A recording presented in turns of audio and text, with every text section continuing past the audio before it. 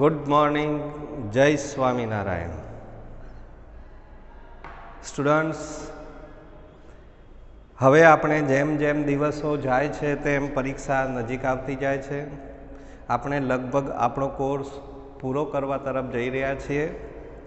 એની અંદર આપણો જે 55મો પ્રશ્ન છે એ નિબંધનો પ્રશ્ન હોય છે, ક્વેશ્ચન નંબર 55.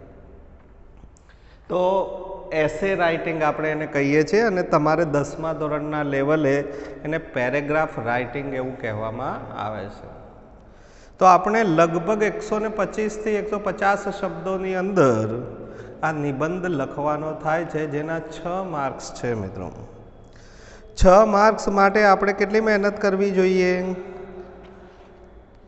તો બહુ જ ઓછી મહેનતમાં તમને 6 માર્ક્સ મળી જાય એવા છે. મિત્રો, તો આપણે એને વ્યવસ્થિત રીતે ચકાસીશું.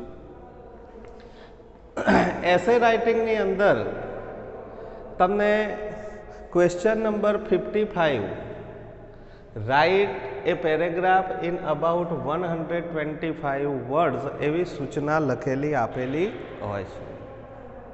તો આપણે પેરેગ્રાફ રાઇટિંગ 125 શબ્દોમાં લખવાનો છે.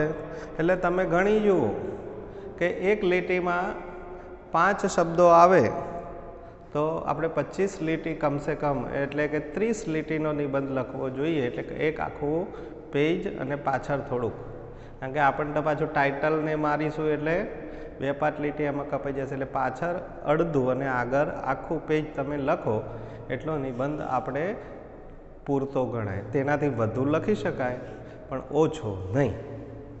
તો રાઇટ એ પેરેગ્રાફ આપણે કયા કયા પેરેગ્રાફો પૂછી શકાય એની એક વાત કરી લઈએ. તો જનરલી 3 વિભાગ પાડવામાં આવેલા છે. 3 નિબંધ તમને આપવામાં આવેલા હોય. એમાં એક નિબંધ એ 100% ટેક્સ્ટ બેઝ આધારિત જ હોય. બીજો નિબંધ એ કરંટ અફેર્સ, કરંટ ઇન્સિડન્ટ ઉપર ડિપેન્ડ કરતો હોય. અને એનો જે થર્ડ પાર્ટ છે એ ત્રીજો વિભાગ તમને કોઈ પણ તમારા વિષયના અનુસંધાને તમે લખી શકો તેવો એક નિબંધ તમને આપવામાં આવતો હોય છે. ફેસ્ટિવલ ઉપર કે બીજા કોઈ પણ વિષય પર તમને નિબંધ આપવામાં આવે. આપણે મહત્વની વસ્તુ એ છે કે નિબંધ કોઈ પણ પૂછાય, આપણે લખવા માટે સક્ષમ હોવા જોઈએ. એમાં આપણે આપણા વિચારોને રજૂ કરવાના હોય છે. તો નિબંધમાં તમને કેટલી મદદ મળી રહે? તો નિબંધની અંદર તમને એક તો પોઈન્ટ્સ આપેલા હોય છે. એ પોઈન્ટને આધારે તમે લખો તો 10-15 વાક્ય તો એમને એમ લખાઈ જાય. એક પોઈન્ટ ઉપર 2-2, 5-5 વાક્યો લખીએ તો એ આપણે 15-20 વાક્યો લખાઈ જાય. મિત્રો, થોડુંક પોતાની રીતે વિચારી અને એવા અંગ્રેજી શબ્દો તૈયાર કરવી પહેલેથી જ કરી રાખવા અને વિચારી જવું જોઈએ કે ભાઈ આપણે આજે ટ્રીઝ અવર બેસ્ટ ફ્રેન્ડ નિબંધ પૂછાય તો શું લખી શકાય. આવું પહેલાં અગાઉ વિચારેલું હોય, અગાઉ નિબંધ વાંચેલા હોય તો આપણે લખવા માટે સક્ષમ બનીએ. પણ વિધાઉટ પ્રેક્ટિસ અથવા કંઈ પણ વિચાર્યા વગર જાતે એમને એમ ગપ્પા મારવા બેસીએ તો એ નિબંધ લખવો શક્ય નથી. નિબંધની અંદર મુખ્યત્વે ત્રણ પાર્ટની અંદર નિબંધ લખાય. મિત્રો, આપણે અહીંયા લખ્યું છે એક ઇન્ટ્રોડક્શન. એટલે કોઈ પણ નિબંધની શરૂઆત જ્યારે કરતા હોય ત્યારે પ્રસ્તાવના બાંધવી પડે. વૃક્ષો વિશે લખવા બેસે તો વૃક્ષો છે શું, વૃક્ષોની ઉપયોગિતા શું છે, અથવા તો વૃક્ષોનું ઇમ્પોર્ટન્સ શું છે એની વિશે થોડીક વાત કરી અને પછી વૃક્ષો પર જવાય.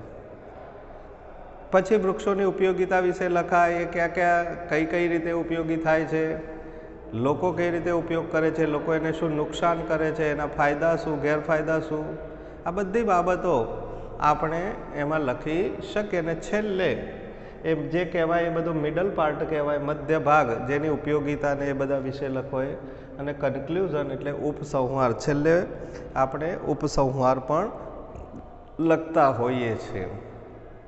તો આ 3 પેરેગ્રાફની અંદર આપણે આખો નિબંધ લખી શકીએ, 3 પાર્ટની અંદર લખી શકીએ. મિડલ પાર્ટમાં તમે 2-3 પેરેગ્રાફ લખો તો એ ચાલે. એક પેરેગ્રાફ પ્રસ્તાવનાનો, એક કન્ક્લુઝનનો, એ ફિક્સ છે. વચ્ચે બીજા 2-3 પેરેગ્રાફ લખો એટલે 5 પેરેગ્રાફનો નિબંધ તમે આરામથી લખી શકો. હવે વાત કરીએ મિત્રો આઈએમપી, મોસ્ટ ઇમ્પોર્ટન્ટ નિબંધો કયા છે. મેં 7 થી 8 નિબંધ આપ્યા છે. આ 8 નિબંધ જો તમે તૈયાર કરી દો તો તમારે ચિંતા કરવાની જ જરૂર નથી. આમાંથી 2 નિબંધ તો આવે જ. એટલે તમારે આ 8 નિબંધ ઉપર બરાબર ધ્યાન આપવાનું. આમાંથી નિબંધ આવી જ જશે, એ ગેરંટી આપણી. કેમ? તો આપણે જે ટેક્સ બેઝ નિબંધ જે છે, ટેક્સ બેઝ નિબંધો અહીંયા આપણે કાઢીએ છીએ અને ટેક્સ ઉપર નિબંધ પૂછાય જ એવો નિયમ છે, બોર્ડનો નિયમ છે. એટલે એ નિબંધ આવી જ જવાનો. આપણે પહેલો પાઠ જે મળ્યા છીએ એ પાઠ ઉપરથી પહેલો આપણે નિબંધ લખ્યો છે, મોડર્ન વિલેજ અથવા સ્માર્ટ વિલેજ. આજના આધુનિક ગામડાઓ વિશે અથવા સિટી વિશે લખવાનું થાય. તો આપણે શહેરમાં રહીએ છીએ, ગામડામાં પણ રહીએ છીએ, પણ આપણે વિલેજ ઉપર પહેલો પાઠ છે એટલે વિલેજ ઉપર તમારે નિબંધ પૂછી શકાય. તો સ્માર્ટ વિલેજ અથવા તો મોડર્ન વિલેજ વિશે તૈયારી કરવાની અને સિટી વિશે પણ આપણે તૈયારી કરવાની. એટલે વાંધો આવે નહીં. કદાચ વિલેજના બદલે સિટી પૂછી લે તો પણ બરાબર. બીજી વાત, ટ્રીઝ અવર બેસ્ટ ફ્રેન્ડ્સ. હવે આ જે પહેલો પાર્ટ યુનિટ ઉપરથી મોડર્ન વિલેજ, ત્રીજો યુનિટ જે છે એના ઉપરથી ટ્રીઝ અવર બેસ્ટ ફ્રેન્ડ્સ પણ પૂછી શકાય. ક્લીન ઇન્ડિયા ઓર સ્વચ્છ ભારત પણ આપણે ત્રીજા યુનિટ ઉપરથી આપ્યું છે. તો 2 નિબંધ આપણે એના ઉપરથી કયા છે, ક્લીન ઇન્ડિયા, ટ્રીઝ અવર બેસ્ટ ફ્રેન્ડ્સ. તો તમારે એ બંને નિબંધો જોવા પડે. હવે નિબંધ જ્યારે પણ આપણે લખવા બેસીએ ત્યારે મિત્રો કેવી રીતે લખવો એની વાત આપણે કરી અને એક એક્ઝામ્પલ તરીકે હું તમને બતાવીશ પણ કરો. અને બીજા આપણે લખેલા નિબંધો તમને સેન્ડ કરીશું, એને વાંચવાના અને એ ઉપરથી તમને સ્પષ્ટતા થશે કે આ રીતે નિબંધ લખી શકાય. ત્રીજો નિબંધ છે mother a wonderful creation, unit 4. ત્રીજો નિબંધ જે છે ખૂબ જ ઇમ્પોર્ટન્ટ નિબંધ છે. My mother. આપણે એના 3 ટાઇટલ આપ્યા છે, જુદી જુદી રીતે પૂછે છે. Mother a wonderful creation, homemakers. Homemakers એટલે શું? ઘરને સાચવનાર, ઘરને ઘર બનાવનાર આપણે એવું કહીએ છીએ. એટલે એ કોણ હોય? તો માં. માતૃપ્રેમ ગુજરાતીમાં પણ નિબંધ ખાસ પૂછાય છે અને માં વિશે આપણે પણ એક આખો પાઠ આપ્યો છે, ચોથો. અથવા તો પ્રોબ્લેમ્સ ઓફ વર્કિંગ વુમન અથવા પ્રોબ્લેમ્સ ઓફ વર્કિંગ મધર. જે માં પણ છે અને બહાર કામ કરવા પણ જાય છે, નોકરી પણ જાય છે પૈસા કમાવા માટે, ઘરની જવાબદારીઓ સંભાળવા માટે. તો એ સ્ત્રીને કેવી કેવી તકલીફો પડે છે એના વિશેનો આપણે નિબંધ ખાસ પૂછાય છે યુનિટ 4માં. એનો એક કોમન નિબંધ આપણે લખેલો છે, તમને મોકલીશું એટલે તમે એ નિબંધ લખી શકો. છઠ્ઠો યુનિટ છે આઈ લવ યુ ટીચર. એના ઉપરથી માય ફેવરાઇટ ઇંગ્લિશ ટીચર ખાસ પૂછાવાની શક્યતા. મધર અને ફેવરાઇટ ટીચર અને ટ્રીઝ, આ બીજો, ત્રીજો, ચોથો નિબંધ તો ખાસ તૈયાર કરી જ દેવાના. એમાંથી એકાદ નિબંધ લગભગ આવશે, બરાબર. એટલે એ 3 નિબંધો હું ખાસ કહું છું. ફેવરાઇટ ઇંગ્લિશ ટીચરમાં તો શું હોય તમને ખબર છે? ટીચર વિશે જે કંઈ પણ જાણતા હોય એ આપણે લખી શકીએ. લખેલા નિબંધો તો આપણે ફોટા પાડીને મોકલીશું, જોવાના, પણ જાતે પણ થોડાક વાક્યો બનાવવાના, બરાબર. તમારા ટીચર વિશે તમારા શું અભિપ્રાયો છે, તમારા ઇંગ્લિશ ટીચર કેવા છે, કેવી રીતે ભણાવે છે, શું નામ છે, કેવી પર્સનાલિટી છે, બરાબર, કેવું એક્સપ્લેનેશન આપે છે, તમને કેવી કેવી રીતે મદદ કરે છે, તમને કઈ રીતે હેરાન કરે છે, બધું લખી શકાય નિબંધમાં. તમને કઈ રીતે હેરાન કરે છે એ પણ તમે નિબંધમાં લખી શકો.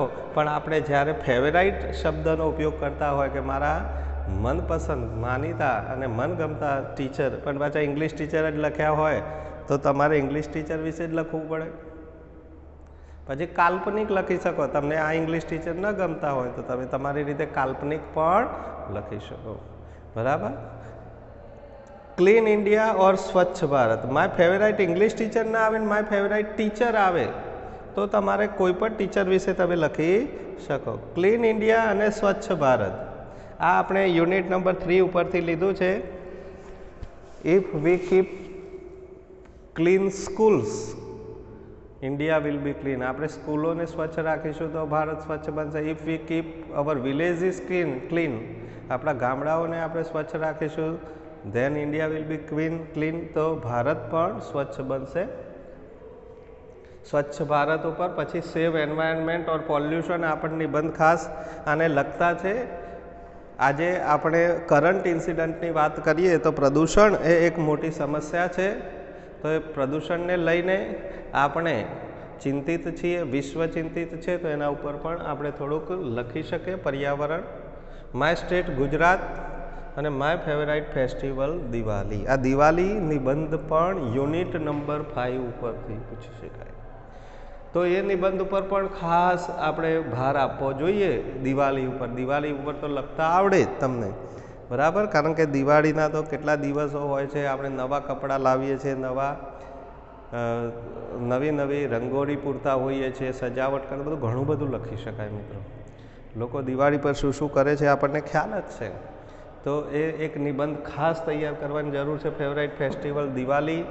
આ યુનિટ ઉપરથી જે નિબંધો મેં આપ્યા છે એ ખાસ તૈયાર કરો. તો બીજો, ત્રીજો, ચોથો અને 8મો આ નિબંધ તમારે ખાસ તૈયાર કરવાના. બીજો, ત્રીજો, ચોથો અને 8મો અને પહેલો પણ નિબંધ તમારે તૈયાર કરવાના. આપણી પાસે અવેલેબલ છે એટલા નિબંધો આપણે ફોટા પાડી અને મોકલી આપીશું. તમારે એને વાંચવાના, ન સમજણ પડે તો એ તે વાક્યો, જે તે શબ્દોને મારી સાથે શેર કરવાના, તો આપણે એના મિનિંગ પણ સમજાવીશું. બીજી વાત મિત્રો એ છે કે આજે આપણે એક નિબંધની ચર્ચા કરીએ કે ભાઈ ટ્રીઝ અવર બેસ્ટ ફ્રેન્ડ્સ. વૃક્ષો આપણા શ્રેષ્ઠ મિત્રો છે. તો અહીંયા ટ્રીઝ પોઈન્ટમાં આપેલું છે. યુઝફુલનેસ એટલે એની ઉપયોગિતા, એન્વાયરમેન્ટ એટલે પર્યાવરણને શું અસર કરે છે, રેઇન એટલે વરસાદ લાવવાની બાબતમાં, શેલ્ટર એટલે રહેઠાણ ફોર બર્ડ્સ એટલે કે પક્ષીઓ માટે, ટિમ્બર એટલે લાકડું ઇમારતી લાકડું જે આપણને ફર્નિચર બનાવવામાં ઉપયોગ આવે છે, ગ્રેટ બૂન એટલે તમને નહીં ખબર હોય પણ બૂનનો મતલબ થાય આશીર્વાદ, બૂનનો મતલબ થાય વરદાન. ગ્રેટ એટલે બહુ મોટું વરદાન છે આપણા માટે વૃક્ષો. એ કેવી રીતે એ તમારે પ્રૂવ કરવાનું. ઇમ્પોર્ટન્સ એટલે મહત્ત્વ અને અવર ડ્યુટી એટલે કે આપણી વૃક્ષો પ્રત્યેની ફરજો. તો તમે આટલું બધું વિચારો એટલે ઘણું બધું આવી જાય. સૌથી પહેલાં વૃક્ષો છે શું? તો આપણે જ્યારે પ્રસ્તાવના બાંધતા હોય ત્યારે કેવી રીતે પ્રસ્તાવના બાંધવી? ધારો કે મારે વૃક્ષો વિશે નિબંધ લખવો હોય તો હું સૌથી પહેલાં આ જ વાક્ય લખું કે we can not imagine the world without trees. પહેલું જ વાક્ય જોરદાર. We can not imagine the world without trees. વૃક્ષો વગર દુનિયાની કલ્પના થઈ શકે તેમ નથી. બીજું આપણે વાક્ય લખીએ કે trees are the great blessing of God for human beings. વૃક્ષો એ ભગવાનનો શ્રેષ્ઠ આશીર્વાદ માનવો માટે છે. આવું આપણે લખી શકીએ. It's the great blessing of nature. પ્રકૃતિની બહુ મોટી ગિફ્ટ છે. આપણે કહી શકીએ it is a very important and main gift of God. મુખ્ય એની ભેટ જો કોઈ પણ કુદરતની હોય તો એ કહી શકાય છે. So we can say that trees are our best friends.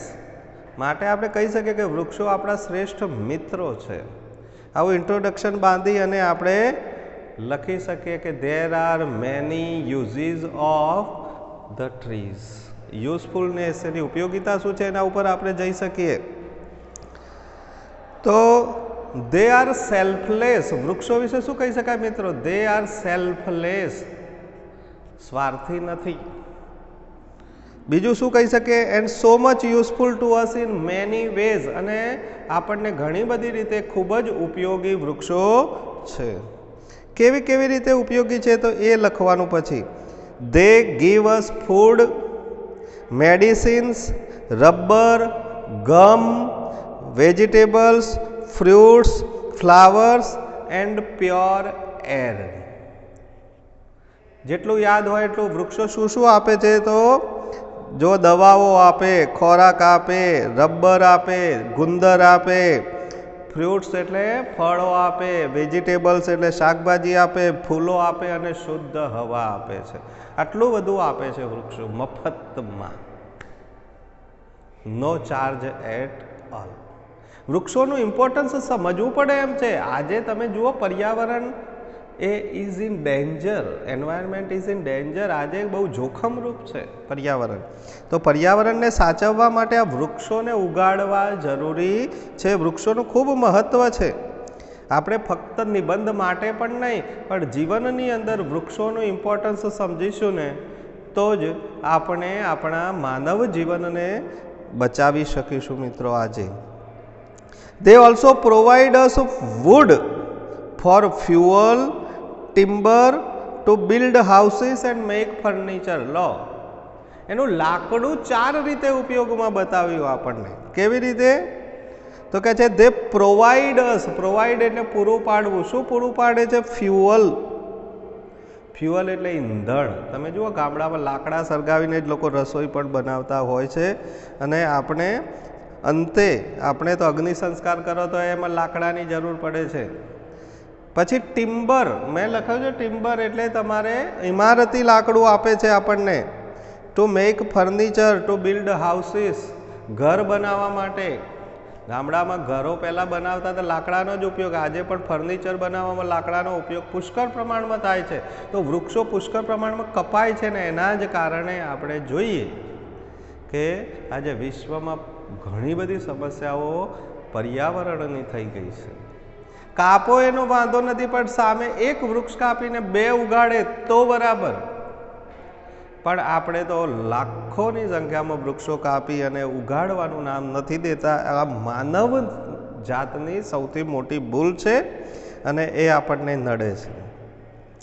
Paper is also made from the wood pulp. લાકડાનો પલ્પ એટલે માવો, PULP, પલ્પ એટલે માવો. લાકડાના માવામાંથી આ પેપર્સ પણ બને છે. Many medicines are made from the fruits, leaves and roots of trees. આ બહુ સરસ વાક્ય છે મિત્રો. મેની મેડિસિન્સ, ઘણી બધી દવાઓ, આર મેડ એટલે કે બનાવવામાં આવે છે, ફ્રોમ ધ ફ્રૂટ, ફળોમાંથી દવા બને છે. પછી લીવ્સ એટલે પાંદડાઓમાંથી, રૂટ એટલે મૂળિયામાંથી, આ બધામાંથી ઘણી બધી ઔષધિઓ બને છે મિત્રો. તો વૃક્ષો એ રીતે પણ આપણને ઉપયોગી છે. બીજી વાત આપણે કહી શેલ્ટર ફોર બર્ડ્સ. પક્ષીઓ માટે એ રહેઠાણ પૂરું પાડે છે. તો trees provide us with shelter and cool shade. Cool shade એટલે કે ઠંડો છાંયડો પણ આપણને આપે છે, રહેઠાણ પૂરું પાડે છે. Animals take rest under the trees. ગાય હોય, ભેંસ હોય, બકરી હોય, ગધેડા હોય, આ બધા બહાર, આપણે તો બધા ઘર છે ઘરમાં ઘૂસી જઈએ. એ લોકોને ગરમી લાગતી હોય કે હોય તો વૃક્ષ નીચે જઈને બેસે. તો they are sitting under the trees. આ બધા વૃક્ષો નીચે આરામ કરતા હોય છે.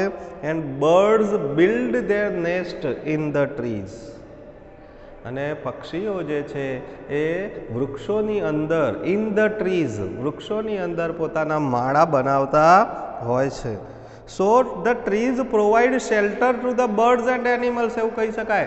આ રીતે વૃક્ષો શેલ્ટર એટલે રહેઠાણ પૂરું પાડે છે. કોને? પક્ષીઓને અને પ્રાણીઓને. Even birds and animals depend on trees four there food. ખાવા માટે આપણે વૃક્ષો ઉપર નિર્ભર છીએ, દરેક વ્યક્તિ. આજે જોઈએ આપણે કે આપણને વૃક્ષો ઉપરથી જ ભોજન પ્રાપ્ત થાય છે ને આપણે આપણા જીવનને આગળ ચલાવી શકીએ છીએ. મીઠા ફળ ખાઈએ છીએ, સ્વીટ ફ્રૂટ્સ કોણ આપે છે? ટ્રીઝ ગીવ, વૃક્ષો આપે છે મિત્રો. તો પ્રાણીઓ હોય, પશુ પક્ષીઓ બધા વૃક્ષો ઉપર જ આધારિત છે. દે આર ડિપેન્ડ એટલે આધારિત હોવું. They are depend on the trees four there food. એમના ખોરાક માટે એ વૃક્ષો પર આધારિત છે. બીજું, વૃક્ષો શું કરે છે? તો ટ્રીઝ મેક અવર સરાઉન્ડિંગ્સ બ્યુટીફુલ. વૃક્ષો હોય ને આજુબાજુ, તો આપણી જે જગ્યા છે કેટલી, આજ ગુરુકુળની અંદર જ જુઓ તમે, જ્યાં ત્યાં વૃક્ષો છે તો કેટલું સુંદર લાગે છે. વૃક્ષોથી, પ્રકૃતિથી ખરેખર આ દુનિયા એ બહુ જ સુંદર લાગે છે. લોકો ફરવા માટે આપણે જોઈએ ને નેચરલ પ્લેસીસે જાય. Kashmir is the heaven on the earth. પૃથ્વી ઉપરનું સ્વર્ગ આપણે કહીએ છીએ. કેમ? ત્યાં પ્રકૃતિ છે, વૃક્ષો છે, ઝાડ છે, પાંદડાઓ છે, બરફ છે, પહાડો છે. આ બધી આપણી પ્રકૃતિ, નદીઓ, સરોવર, તળાવ, આ બધી એ જે પ્રકૃતિ છે, પ્રકૃતિથી આ પૃથ્વી સુંદર લાગે છે મિત્રો. તો આપણે વૃક્ષોનું મહત્ત્વ સમજી રહ્યા છીએ. ત્યાં તો આપણા આજુબાજુની જે જગ્યાને સુંદર બનાવવાનું કામ કરે છે વૃક્ષો. They are helpful to bring rains. બહુ જ ઇમ્પોર્ટન્ટ વસ્તુ. વૃક્ષો વરસાદ લાવવામાં પણ હેલ્પફુલ છે. વૃક્ષો જ્યાં હોય ત્યાં આગળ વાદળ ખેંચાઈ જાય, એમને પવન એ બાજુથી વૃક્ષોને કારણે વાદળ એ બાજુ ખેંચાય, ત્યાં વરસાદ લાવવામાં એ મદદ કરે છે. They keep the temperature down. આજે પૃથ્વી ઉપર ટેમ્પરેચર વધતું જ જાય છે, ગરમીનું પ્રમાણ વધતું જ જાય છે. તો એ ટેમ્પરેચરને ડાઉન રાખવાનું કામ એ વૃક્ષો કરે. જ્યાં વૃક્ષો હોય, જ્યાં જંગલ હોય, ત્યાં હંમેશા ટેમ્પરેચર ડાઉન હોય. ગમે તેટલી ગરમી હોય તો વૃક્ષ નીચે બેસો એટલે તમને નીરવ શાંતિ મળે. તો આપણા ટેમ્પરેચર, તાપમાનને ડાઉન રાખવાનું કામ કરે છે. They keep the soil fertile. જમીનને ફળદ્રુપ રાખે છે. કેવી રીતે? ફર્ટાઇલ એટલે ફળદ્રુપ. તમને ખબર હશે કે ભાઈ હારા વૃક્ષોથી જમીન કઈ રીતે ફળદ્રુપ રહે? તો ખેતરની આજુબાજુ જો વૃક્ષો હોય તો જે ખેતરની માટી હોય, એ માટીનું જે ધોવાણ થતું હોય, ચોમાસામાં વરસાદ પડે માટી ધોવાઈ જાય, તો જો વૃક્ષો હોય તો મૂળના કારણે એ માટીને પકડી રાખે છે અને આગળ એનો વહી જવા દેતી નથી. એટલે એની જે ફળદ્રુપતા છે ખેતરની, એ ખેતરની ફળદ્રુપતાને તેઓ જાળવી રાખે છે. એટલે આપણે કહી શકીએ કે keep the soil fertile. Keep એટલે રાખવું, સોઇલ એટલે જમીન, ફર્ટાઇલ એટલે ફળદ્રુપ. તેઓ જમીનને ફળદ્રુપ પણ રાખે છે. કેવી રીતે? The roots of the trees hold the soil together. The root of the trees, વૃક્ષોના જે મૂળિયા છે, હોલ્ડ એટલે જકડી રાખે છે સોઇલને એક સાથે. And so the rain water can not wash it away. અને જેના કારણે વરસાદનું પાણી એને ઘસડી જઈને શકતું નથી. થસ દે પ્રિવેન્ટ સોઇલ ઇરોઝન. ઇરોઝન એટલે ધોવાણ. આ રીતે તે જમીનના ધોવાણને અટકાવે છે. Trees tech in carbon dioxide and give out oxygen. બહુ જ ઇમ્પોર્ટન્ટ વસ્તુ આપણા જીવન માટેની, તમામ સજીવો માટેની, કે વૃક્ષો ટેક ઇન કાર્બન ડાયોક્સાઇડ, જે આપણે ઉચ્છ્વાસ વાટે બહાર કાઢીએ છીએ, કાર્બન ડાયોક્સાઇડ વાયુ વૃક્ષો ગ્રહણ કરે છે.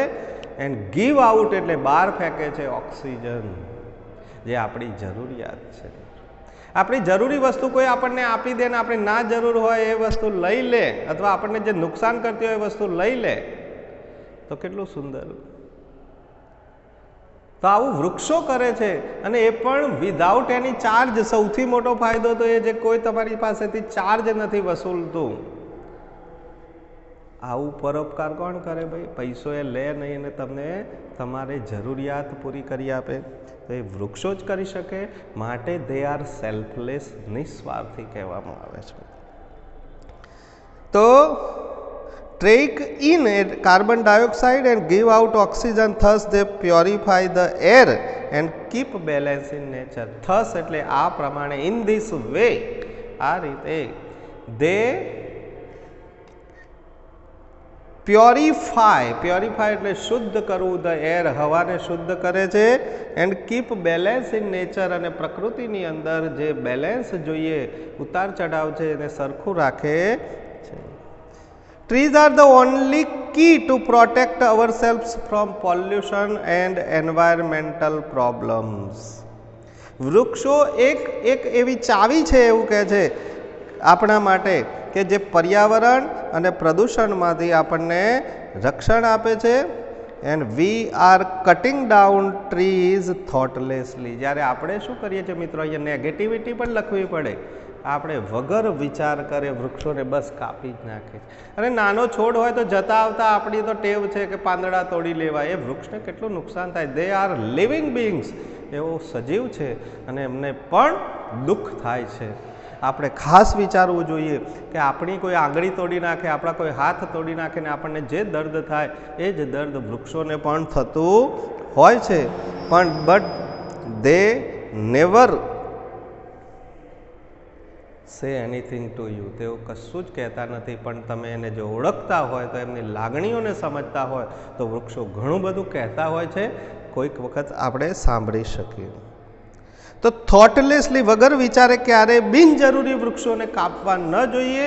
આ જીવનનો એક મંત્ર બનાવવાની જરૂર છે. We must stop cutting down trees. આપણે વૃક્ષોને કાપતા બંધ થવું જ પડશે. Otherwise hour future will be in danger. નહીં તો આપણું ભવિષ્ય જોખમમાં છે.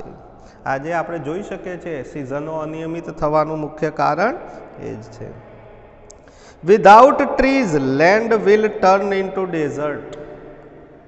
વૃક્ષો વગર કદાચ ન હોય અને વૃક્ષોની અછત થશે તો શું થશે? તો આ પૃથ્વી ડેઝર્ટ એટલે કે રણ પ્રદેશમાં ફેરવાઈ જશે મિત્રો. And will not get pure air, water and food. આપણી જે હવા પાણીને ખોરાક છે એ મેળવવા મુશ્કેલ બની જશે. It is necessary to save trees to save our planet. એ બહુ જરૂરી છે કે વૃક્ષો બચાવવા જોઈએ. If we want to save our planets. જો આપણે આપણા આ જે ગ્રહ, પૃથ્વી નામનો ગ્રહ છે એને બચાવવા માગતા હોય તો. આ બધું કન્ક્લુઝનમાં લખી શકાય મિત્રો. કન્ક્લુઝનમાં શું કરવું જોઈએ તો એના ઉપાયો. We should arrange the exhibition in the school. શાળામાં પ્રદર્શનો ગોઠવવા. એક્ઝિબિશન એટલે પ્રદર્શન ગોઠવવા જોઈએ. And student should provide the knowledge and importance of trees, showing charts, models and experiment. અને વૃક્ષોનું મહત્ત્વ શું છે એ ચાર્ટ બનાવીને, મોડેલ્સ બનાવીને, એક્સપેરિમેન્ટ એટલે પ્રયોગો બતાવીને વિદ્યાર્થીઓના માઇન્ડની અંદર વૃક્ષોનું મહત્ત્વ જે છે એ આપણે નાખવું જોઈએ. So we can say that trees are everything for all living beings. તો આપણે કહી શકીએ કે આ વૃક્ષો એ સજીવો માટે સર્વસ્વ છે. We should also spread message. અને આપણે મેસેજ પણ સ્પ્રેડ કરવા જોઈએ કે if we save the trees will save us. જો આપણે વૃક્ષોને બચાવીશું તો વૃક્ષો આપણને બચાવશે. મિત્રો, આટલો નિબંધ આપણે અહીંયા બતાવ્યો છે અને આટલો નિબંધ તમે લખો તો ઘણો બધો થાય. તમારો જે ટાર્ગેટ છે પૂરો પણ થઈ જાય. તો આપણે આ નિબંધના ફોટા પાડીને મોકલીશું તો તમારે નિબંધને તૈયાર કરવાના.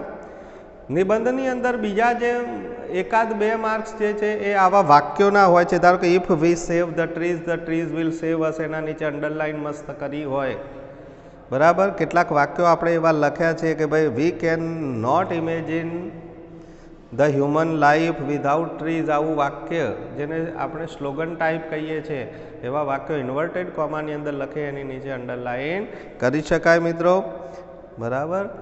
તો જે આવા વાક્યો જે છે જેને સુવાક્યો આપણે કહીએ છીએ, કોઈ કહેવતો હોય કોઈ વૃક્ષો વિશેની, અને આ આપણે ઇંગ્લિશમાં લખી હોય તો એના નીચે અંડરલાઇન કરી શકાય અને આપણે આપણા નિબંધને વધુ સુંદર બનાવી શકીએ. તો આ તો મેં તમને કે એક્ઝામ્પલ સમજાવ્યું કે ભાઈ આપણે ટ્રીઝ વિશે જ્યારે લખવું હોય ત્યારે આવા પોઈન્ટ્સ હોય અને આટલો સરસ વિષય હોય તો આપણે એને સુંદર રીતે લખી શકીએ.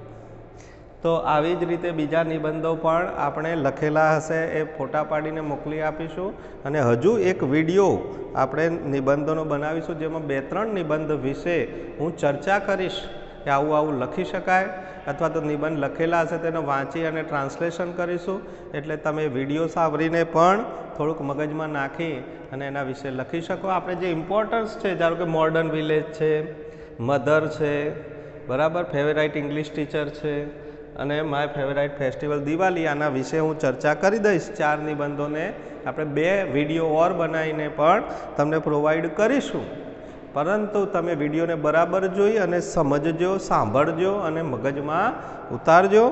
બરાબર, તો આવા સરસ નિબંધમાં આપણે માર્ક્સ મેળવવાના છે. 6માંથી 4, 5, 4, 5, 6માંથી 6 મેળવીએ તો બેસ્ટ અને મળે પણ ખરા જો આપણો નિબંધ એટલો સરસ હોય તો. પણ તૈયારી બરાબર ક્લિયર કટ કરેલી હશે તો તમને ચોક્કસ નિબંધમાં ફાયદો થશે મિત્રો.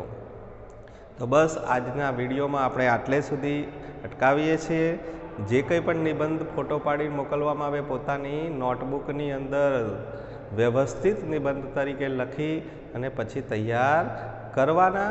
બરાબર, સારા અક્ષરે ન સમજાય તો ફોન કરીને પૂછી શકો. બરાબર, તો આજના વિડીયોનો આટલે જ આપણે પૂર્ણાહુતિ કરીએ છીએ. નવો વિડીયોમાં મળીએ ત્યાં સુધી સર્વે વિદ્યાર્થીઓને પ્રેમથી જય શ્રી સ્વામિનારાયણ.